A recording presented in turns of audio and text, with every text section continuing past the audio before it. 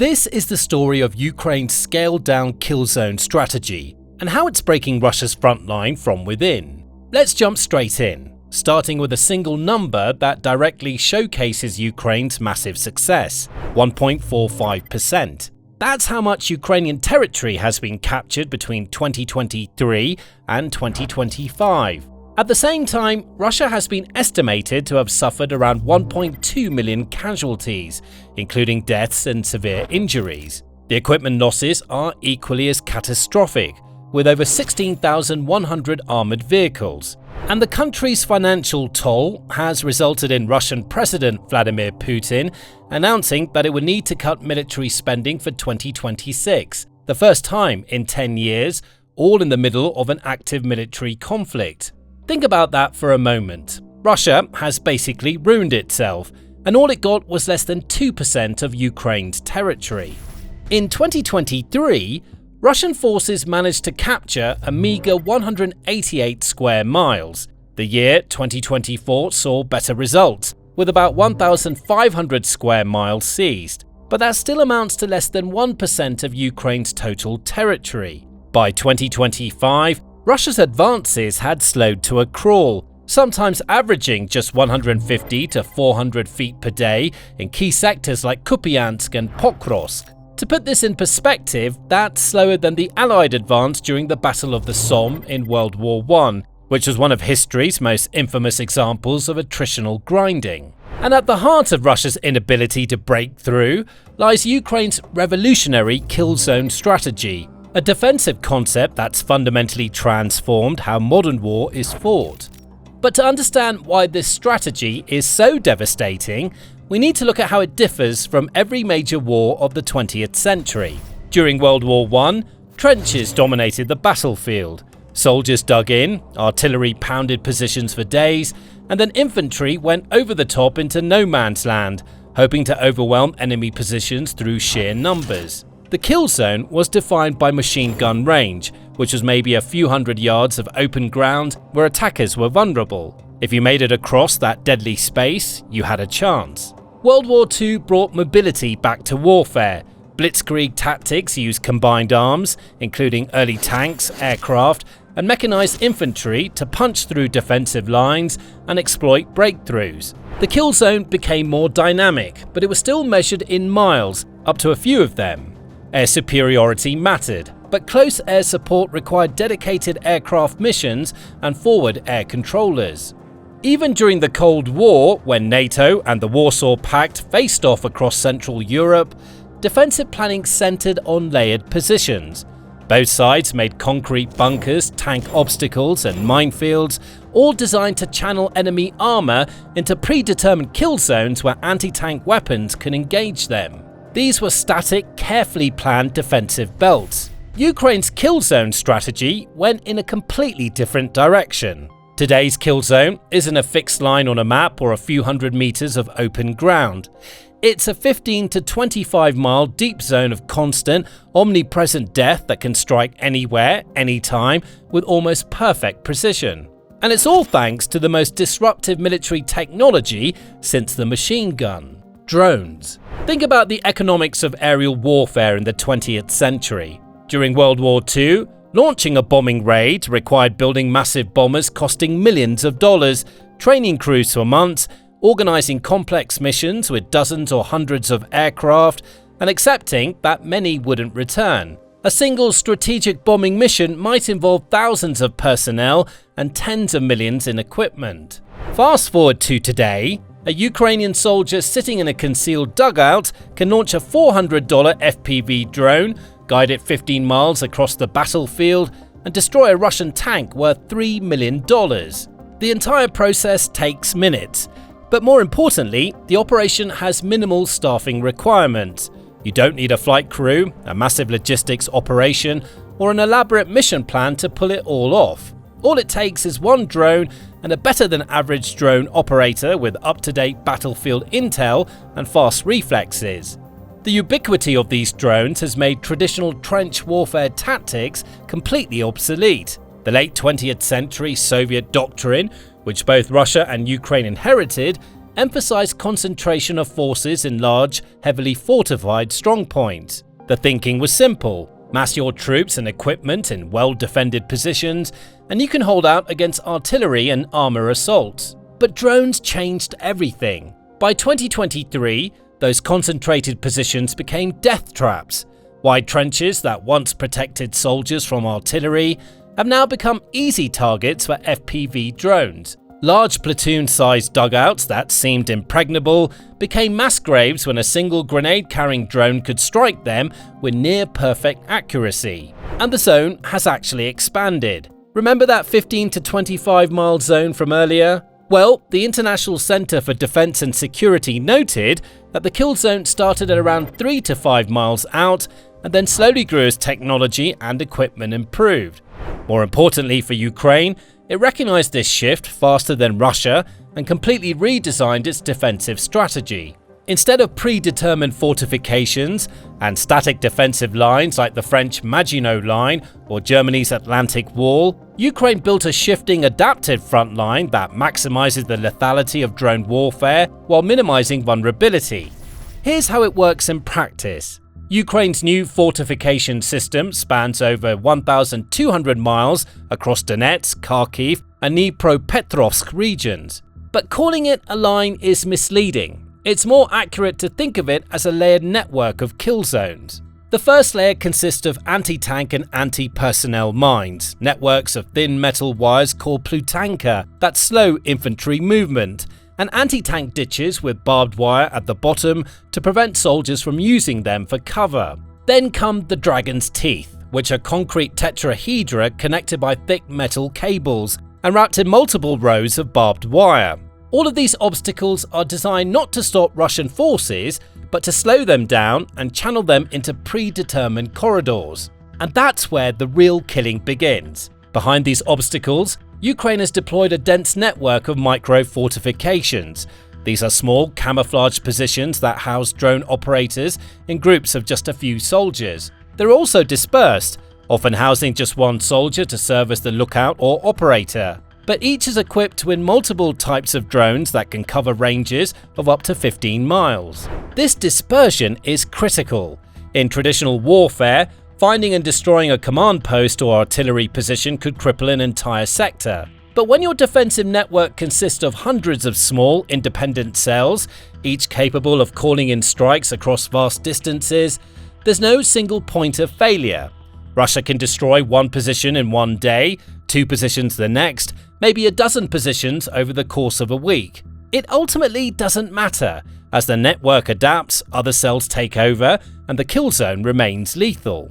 The ability to monitor this shifting front line comes from Ukraine's sophisticated drone reconnaissance network. Unlike 20th century warfare, where intelligence gathering required high-altitude aircraft or satellites, Ukrainian forces can maintain constant surveillance using cheap commercial drones. As one Ukrainian operator explained, fiber optic drones can film from half a meter above the ground, making it far easier to spot targets than the 300 to 600 meter altitude required for fixed-wing systems. This constant surveillance enables Ukraine's most revolutionary tactical shift: hit-and-run mobile warfare supported by ground robots. This is where Ukraine has truly leapfrogged traditional military thinking and potentially every other military in the world. By the end of 2025, Ukraine is poised to deploy 15,000 unmanned ground vehicles. Think about what that means. These aren't just remote-controlled toys. They're sophisticated robotic platforms that can carry up to 660 pounds of ammunition or supplies, evacuate wounded soldiers under fire, plant mines, deliver explosive payloads to fortified positions, or even mount machine guns for suppressive fire. The impact on Ukrainian tactics has been profound. In December 2024, Ukrainian forces conducted the world's first fully unmanned assault on Russian positions using only ground robots and FPV drones, with no human infantry involved in the direct assault. By July 2025, Ukrainian forces captured Russian troops without deploying any infantry whatsoever, relying entirely on drones and ground-based robotic systems. This creates an artificial presence on the battlefield without risking actual human troops. Instead of sending soldiers into the kill zone to hold positions or conduct assaults, Ukraine can deploy robots that move supplies, screen areas for threats, and engage targets while human operators remain safely in concealed positions kilometers away. When Russia destroys one of these robots, Ukraine loses equipment, not lives. The mathematics of attrition shifts dramatically in Ukraine's favor. But here's what makes Ukraine's strategy truly genius: the speed of innovation. In modern warfare, technological advantage is measured not in years or even months, but in weeks. Russia introduced fiber optic drones in the spring of 2024, and they immediately made headlines as the next unbeatable weapon. Unlike traditional radio-controlled drones, fiber optic drones trail a thin cable as they fly, connecting them directly to their operator. This makes them immune to electronic warfare jamming and provides crystal clear video feeds right up to impact. Military analysts worldwide considered it a potentially game-changing adaptation of going back to analog designs that would give Russia a decisive edge. Ukraine responded by capturing Russian fiber optic drones, reverse engineering them, identifying their weaknesses, and building better versions within months. By summer 2024, Ukrainian companies like 3D Tech have started developing their own fiber optic drones. But they didn't just copy the Russian designs, they improved them dramatically. Ukrainian engineers replaced Russia's heavy frames with lightweight carbon fiber, dramatically improved the spool design to reduce drag and friction, optimized weight distribution for better flight characteristics, and developed systems that could reach 15 to 25 miles away, far exceeding Russian capabilities at the time. Notably, this range coincided with the development of the kill zone as we see it today. The Ukrainian fiber optic drones became lighter, faster, and more reliable, and could hit targets at longer ranges than their Russian counterparts. What's more, Ukraine built a massive domestic production capacity, with over 200 companies now working on drone development and dozens of models approved for military use. This decentralized competitive ecosystem ensures constant innovation as companies race to develop better, cheaper, more effective systems. This pattern repeats across every domain of the war. Russia develops a new tactic or technology. Ukraine analyzes it, adapts it, and deploys an improved version faster than Russia can scale up production. It's an innovation cycle that would make Silicon Valley jealous, except the feedback loop happens on an active battlefield where lessons are measured in lives saved or lost. And this is where Ukraine's kill zone strategy becomes something far bigger than just one country's defensive tactics. It's reshaping global military thinking and potentially redefining Western defense strategies for decades to come. NATO members are now openly acknowledging that they need to learn from Ukraine and not the other way around. Danish Prime Minister Mette Frederiksen stated it bluntly. The only expert right now in the world when it comes to anti-drone capacities is Ukraine, because they're fighting the Russian drones almost every day. We need to take all the experiences, all the new technology, all the innovation from Ukraine and incorporate it into our own rearmament. Polish Foreign Minister Radosław Sikorski echoed this sentiment even more directly. It's the Ukrainians who'll be training us on how to stand up to Russia, not the other way around. This represents a fundamental inversion of the traditional relationship between NATO and Ukraine. For decades, NATO tried to bring Ukraine up to alliance standards through training programs and military reforms. Now, after 3 years of the most intense drone warfare in history, NATO countries are going to school on Ukrainian tactics. In September 2025, following Russian drone incursions into Polish airspace, Poland and Ukraine announced plans for Ukraine to provide anti-drone training in Poland. Britain is mass-producing interceptor drones developed in collaboration with Ukraine. Romania has unveiled plans to manufacture drones in partnership with Ukrainian companies for domestic use and potential export to NATO allies. Even the United States, the world's preeminent military power, is reportedly negotiating a landmark deal to acquire battle-tested Ukrainian drone technology. NATO established the Joint Analysis Training and Education Center in Poland, specifically to leverage real-time lessons from the Ukrainian conflict. The alliance is fundamentally rethinking its air defense doctrine to focus on swarms of cheap attack drones rather than expensive missiles and fighter jets. The previous method of deploying a $4 million Patriot missile or an F-35 sortie to shoot down a $400 drone is simply economically unsustainable. The broader implications are staggering. Ukraine has demonstrated that smaller nations can challenge larger adversaries in key military technologies if they move faster, innovate constantly, and integrate the private sector into their defense strategy. The traditional Western model of defense procurement, which takes years or even decades to field new systems through rigid bureaucratic processes, has been completely outpaced by Ukraine's battle-driven development cycle that measures improvements in weeks. Former Ukrainian Commander-in-Chief Valery Zaluzhny predicted that future wars would be won by countries that focus their resources on drones, electronic warfare, and artificial intelligence. The Russia-Ukraine war has become the world's largest live-fire testing ground for these technologies, and every military power is watching closely and adapting its doctrines based on Ukrainian innovations.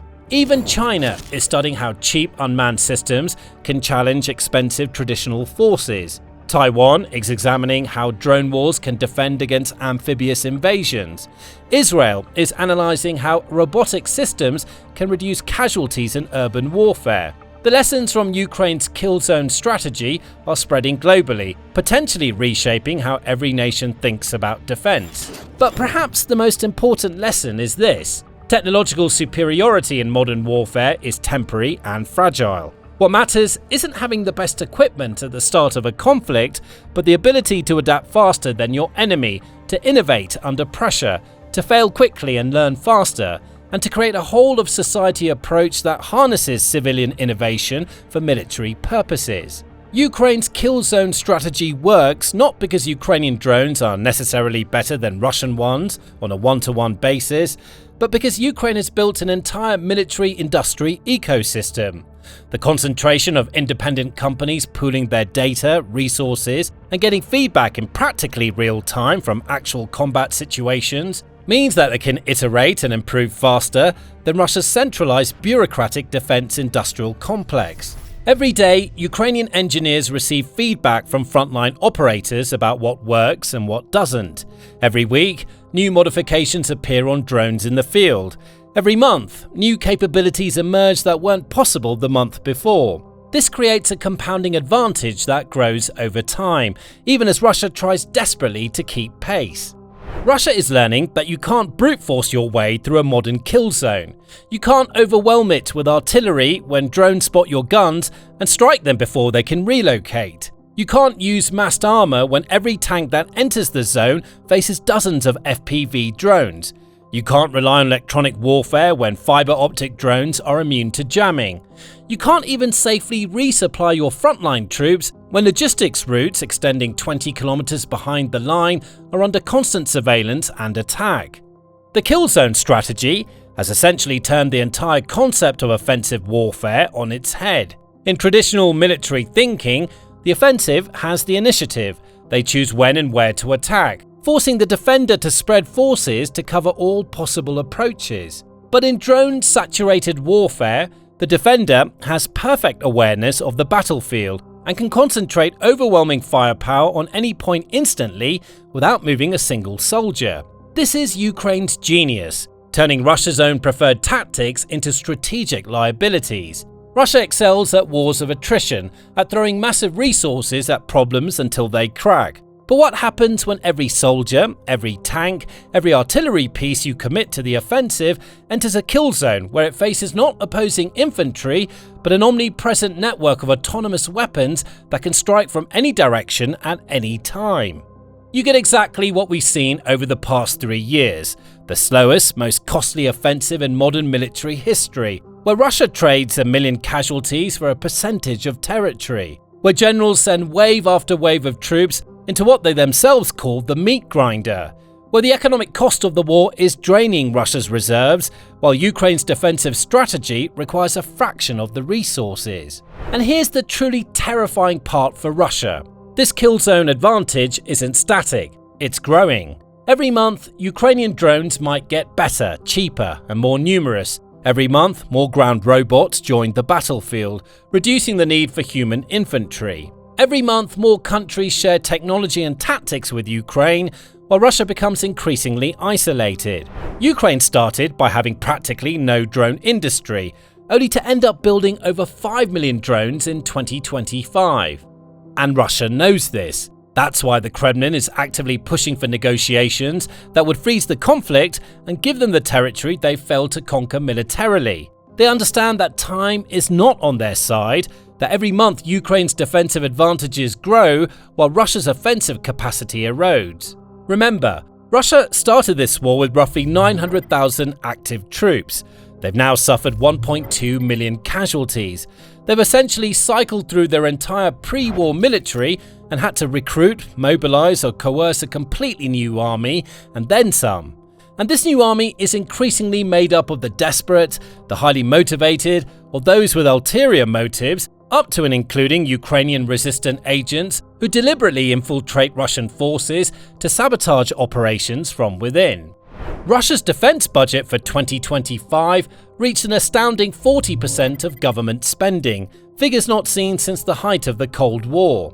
Yet, despite this massive investment, Russia's military-industrial complex has practically collapsed as an export industry. Everything Russia produces must be kept domestically, creating an economic death spiral where military production consumes ever larger portions of GDP without generating revenue. Meanwhile, that same military production relies on railways to transport equipment to the front line. Those same railways are increasingly targeted by Ukrainian sabotage operations.